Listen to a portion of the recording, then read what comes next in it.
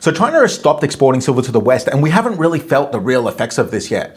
Silver has just hit like a major structural fracture, and the Western media is completely ignoring the real catalyst behind all of this. Right now, physical silver on Shanghai exchanges is trading at an obscene premium over COMEX paper prices in New York. Why? Well, first, because China has stopped exporting silver to the West, choking off global supply to secure solar dominance and other dominance, AI dominance, etc., military too. Second, the smart money is exploiting this massive price gap by draining physical silver from Western vaults and shipping it to the East because they can buy it cheaper in the West and sell it more expensive in the East, right? Third, this ties directly into the BRICS strategy of de-dollarization, and they want to back their economies with hard commodities instead of US dollars.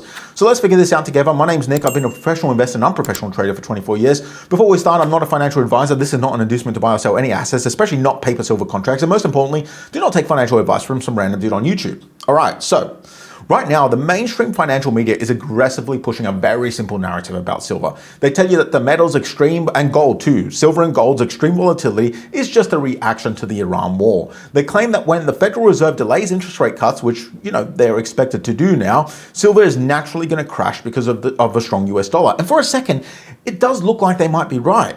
When geopolitical tensions flare up, you see violent intraday price spikes followed immediately by massive sell-offs, which is what's been happening. Wall Street pushes this narrative so you focus on the short-term noise and ignore the fundamental reality.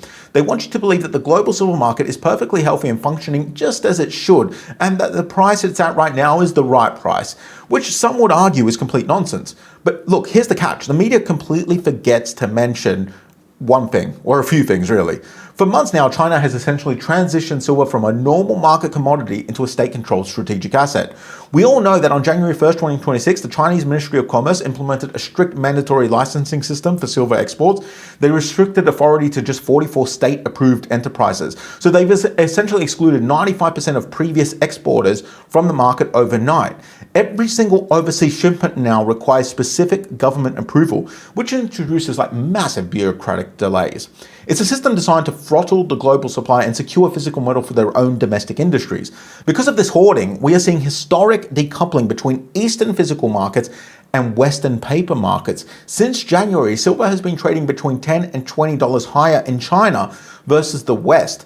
And what's happening, right? Smart money is exploiting this massive arbitrage. They buy cheap paper contracts in New York, demand physical silver delivery for that paper, and they're draining Western vaults because then they can send that over to the East, and they're basically buying cheap and selling more expensive, right?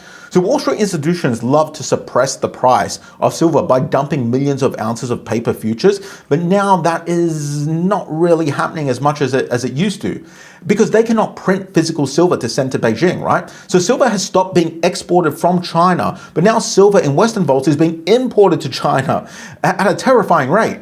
So China is becoming like a vacuum cleaner for silver.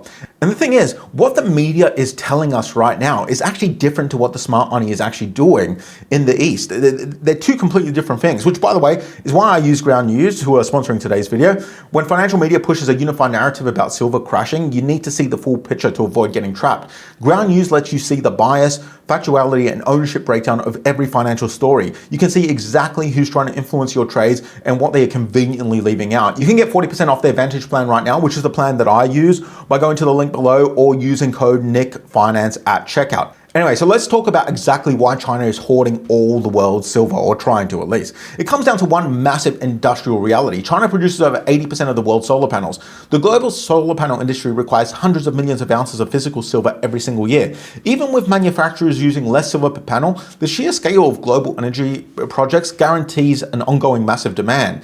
You cannot build a high-tech energy grid with paper COMEX contracts because they don't exist. You need the physical metal. And right now, the global silver market is in its 6th consecutive year of structural supply deficit, right? So the Silver Institute projects a global shortfall this year of 67 million ounces. And that basically means they're going to produce 67 million ounces less than what is used. So industrial demand is completely outstripping mine production, which is historically inelastic since silver is mostly a byproduct of mining other metals. So they can't just ramp up mining of silver. But maybe this is just an isolated industrial bottleneck, right? Not really. This ties directly into the broader BRICS agenda to de-dollarize. BRICS nations have been accumulating thousands of tons of gold. They recently launched a digital trade currency pilot called the Unit. I love the name. backed by 40% physical gold. So this is essentially a new currency for trade, for global trade. It's called the unit. It's backed 40% by physical gold and 60% by BRICS nation currencies. They are actively building a parallel financial system backed by hard commodities. They are perfectly happy to let Western institutions suppress the paper price of silver and gold because it just allows them to buy the physical metal at a massive discount.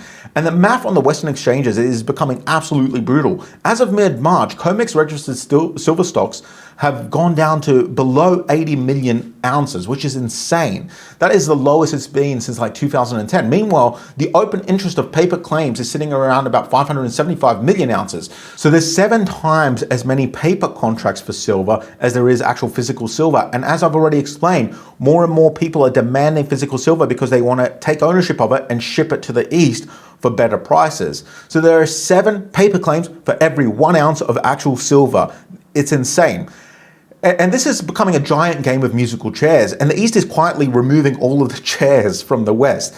And when the world's manufacturing superpower stops exporting a critical monetary and industrial metal, you have to pay attention. The global market is breaking into isolated islands. Asia is hoarding the physical supply. London and New York, they're struggling with physical scarcity. And New York especially is drowning in paper silver, which isn't actually backed up. So my plan, what's my plan? My plan is the exact same as it's always been. I'm avoiding the paper market entirely. I stick to the physical hard assets that you can actually hold in your hands. When the paper pricing mechanism is this broken, it doesn't make sense to trust Wall Street promises. I'll see you in the next one.